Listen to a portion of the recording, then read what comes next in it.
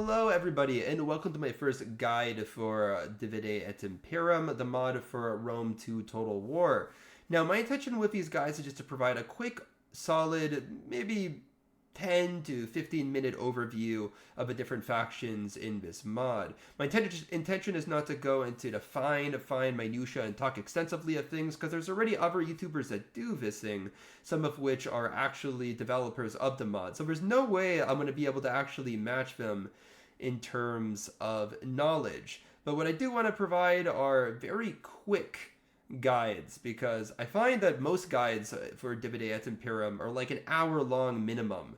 And that's way too long for some people. So I hope that this guide on Rome will be brief and answer whatever questions you have, and maybe even motivate you to start a Rome campaign. But anyways, unsurprisingly, Rome is an absolute powerhouse of a faction. They are undoubtedly the strongest faction in Divide et Imperum. Well, frankly, the game is named after Rome. So what do you expect? However, their strength is rather singular in focus. While they have a well-rounded roster, like they have options for skirmishers, for cavalry, for spearmen, their real strength lies in their legionaries, as well as the wealth that you start the campaign out with, and the amazing strategic location that you have, but it just allows you to expand all across the world at once. So without further ado, let's check out the start position and understand why Rome is so powerful in this game. Alright, so this is Rome's glorious start position. And I say glorious because while it is very powerful, it also involves a large amount of fighting from the very onset. As the Romans, you come alive in this campaign at war with two factions, the Etruscans in the north and the Epirotes in the east. And while these two factions may seem to be encircling you, they're actually very, very, very easy to deal with. Particularly the Etruscans. They are a paper tiger, if you'd even consider this a tiger or whatever it is. Simultaneously, the Epirotes are more powerful than the Etruscans, but they are also quite valuable, because you can only recruit up to 2 units per turn over here in Taras. So Pyrrhus of Epirus, the general that's lingering around here, he's going to struggle to put together an army quickly at all. And as the Romans, you can quite quickly amass a large amount of troops. You can link up these two armies, maybe recruit some mercenaries. As you can see, there's a couple available. So you could pretty quickly put up a good force to deal with Pyrrhus over here and just dispatch him. Once you conquer these two territories, you're immediately going to be plunged into a pretty much endless war with the Carthaginians, who are here in Sicily and Corsica, and Sardinia and Corsica and Sicily over here. All the way they snake across Numidia, Mauritania, and Africa. So that's really the primary challenge of a Roman campaign. It's going to be dealing with Carthage. These guys are incredibly rich, and they will just spam armies and send them at you. Particularly if you get possession of Sicily, you're never going to be just safely camping out in these settlements. The Carthaginians are going to constantly send army after army to try to avenge their fallen brothers there and take it back. At the same time, it could also land an army from Malalia or Corrales, so it might feel necessary to actually take those islands to prevent such a thing.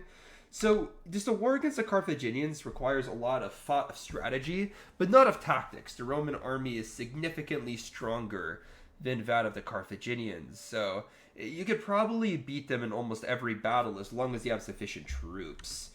The thing is that the Carthaginians do deploy a lot of Libyan units in early game, and those Libyan units are not very strong, especially in Divide et Impera, which this guide is based on.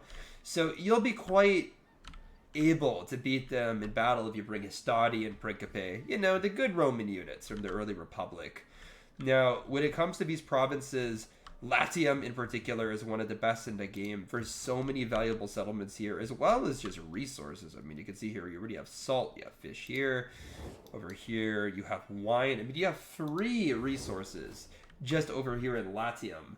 So you get some very strong provinces right from the onset once you just conquer these weak factions. And also, you get 2 provinces pretty much right from the beginning. I mean, that's a level of wealth and security that very few factions have. So the Romans do have an incredibly strong and energetic start, and as long as you can fight competently against Carthage, you should have no problem with early game Rome. And now, going on to the faction bonuses and the family bonuses that the Romans have. Well, all the Roman families get the exact same 2 bonuses right here. And for honestly decent, like, you don't have any negatives here at the very least, like some factions do. And both of these bonuses are nice to have. The Roman Legions bonus gives you +1 recruitment slot in all your provinces. That's just good. Like, who wouldn't want to recruit 1 more unit per turn? It makes army building much quicker, and you can basically just spam out an army in a couple of turns using this. The next thing that you get is bread and circuses, +1 food in all provinces. Again, like, just to ensure that you don't have any supply shortages. It's just an advantageous thing to have, and of course no negative. Now the Romans are unique because you get to choose between 3 families, although it's not like Rome 1 when these are separate factions, but these families basically control what buffs you get, so you have to pay attention to what you want. For example, when it comes to the Julia, you get increased melee attack against battles against barbarians and increased cultural conversion, but you lose public order penalties in places where you have foreign cultures. And all of these are kind of the same. 2 pluses, 1 minuses, and you just have to kind of consider what you want. Like, these pluses are all kind of good. Like, increased tax rates, awesome, right? Increased melee attack and increased cultural conversion, pretty damn good. Increased public order bonuses from Latin culture, not as important, but increased agricultural income with an agrarian economy, very, very useful. But then, again, like, taking a moderate diplomatic penalty with every single faction in the game, that's kind of hard to stomach. And I feel like these negatives are almost more of a determinant of which faction to use, or like which family to use, more than anything else. Like, why would you want a public order penalty from the presence of Latin culture? That makes no sense. So I don't know, I usually just go for the Julia. I feel like they're the simplest. You can't really go wrong with any of these though, like, except maybe the Julia. I just hate the moderate diplomatic penalty of all factions, but, you know, it's not really necessary which one you choose. Rome is still going to be the most powerful faction in the game, and nothing's going to change that. And now we're getting to the bread and butter, guys. The absolutely most important part of the Roman arsenal, which is their army. Yes, the great Roman legions. Although, Rome has more reforms than any other faction in the game. So we're going to have to kind of go over how the Roman military changes between the reforms, because that's really important. Rome early game is strong, but they're hardly unbeatable. They're actually a very beatable faction.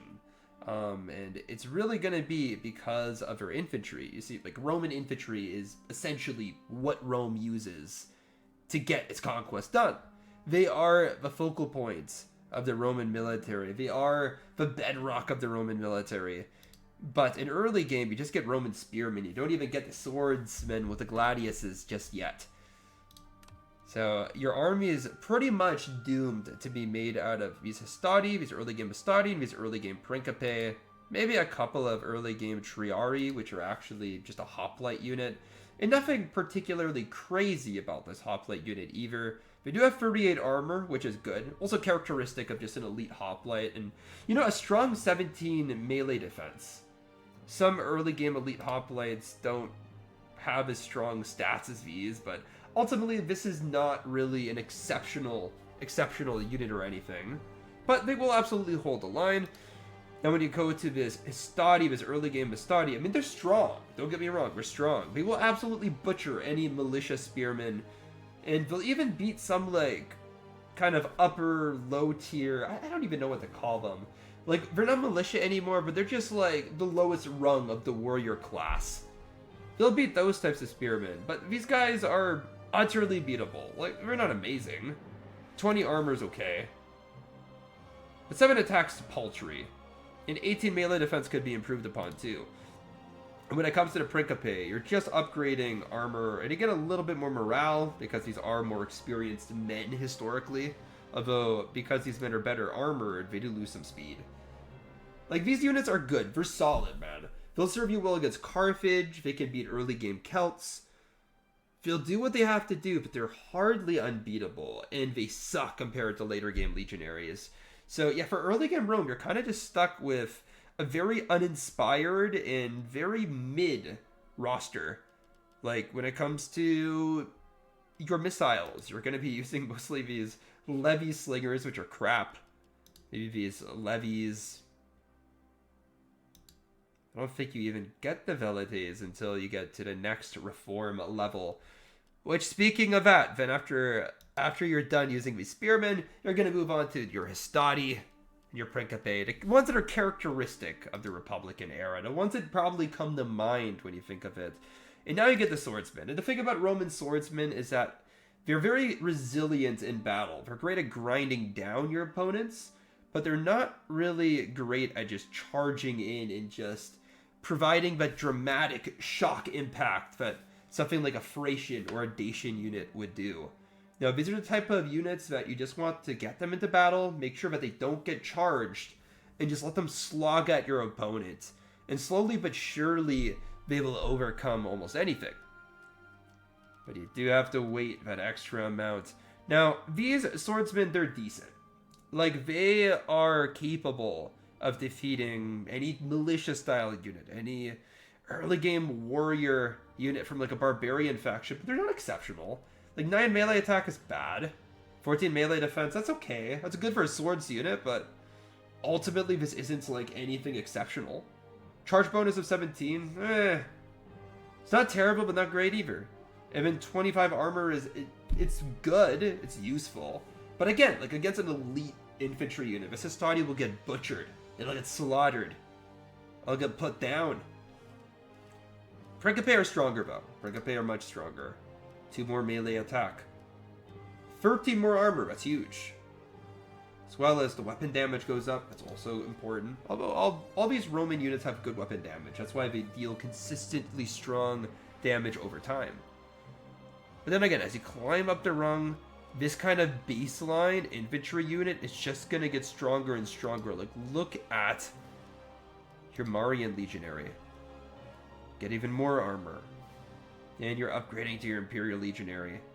And once again, upgrading at armor even more and becoming a very heavy melee infantry unit.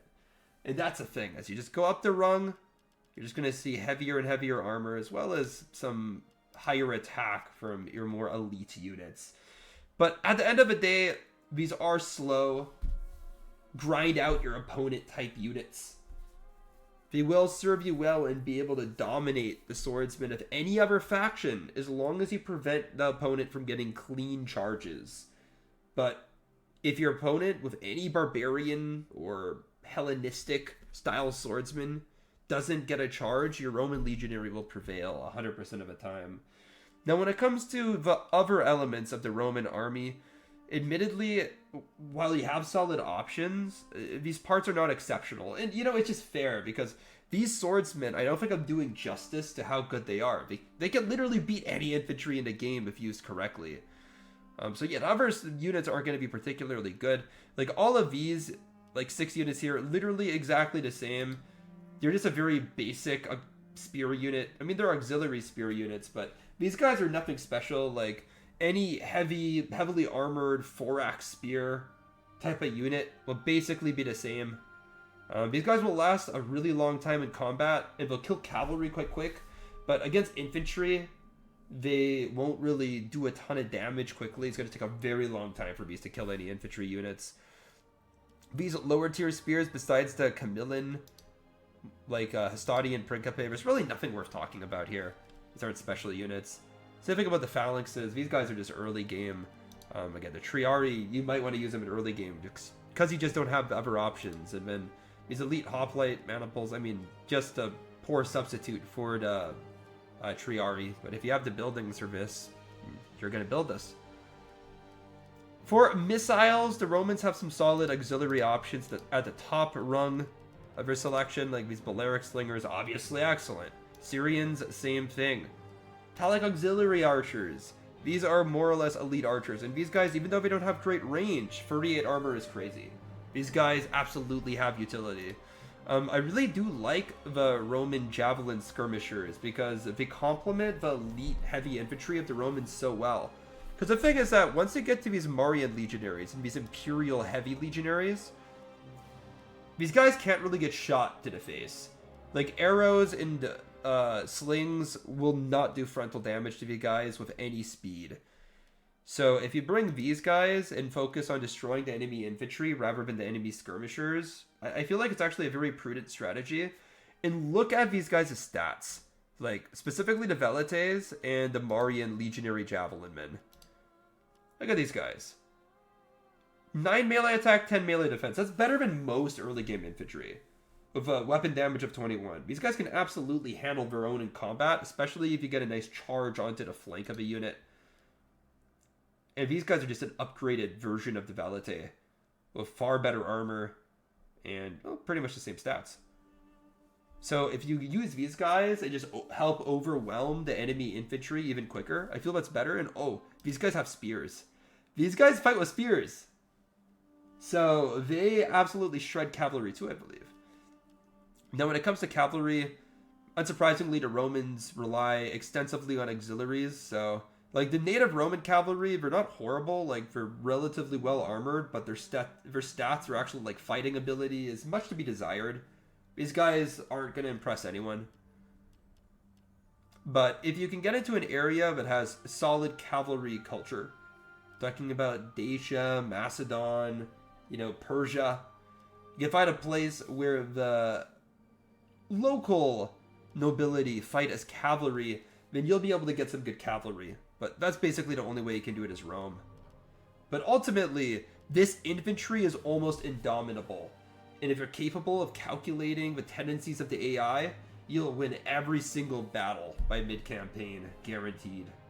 So guys, what's my verdict?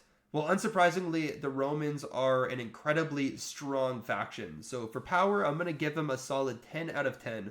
Although I want to qualify that statement and say that in early game, Rome is more of like an 8 out of 10. For early roster is serviceable, but it's also quite flawed and far weaker than, say, the full roster of the Macedonians in early game or a faction like that.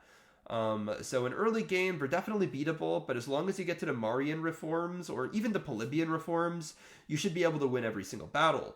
Simultaneously, their start position is quite easy. Despite the war with Carthage, you just have so many territories and so many ways to win that war that I feel like as long as you can employ some very basic problem-solving skills, it's a pretty easy start position. So I'd rate their start a solid 9 out of 10. The only reason why you're losing one is because you are going to go to war inevitably against Carthage, and they are a very strong faction. But if you're even like a moderately experienced player in Rome 2, you should be able to overcome them with relative ease. As for the entertainment value of the campaign, I would give it a 10 out of 10. It's a must play if you haven't played it yet. So give it a try, guys. I highly recommend that you try out the Rome campaign. And yeah, hope you enjoyed. Please like and subscribe.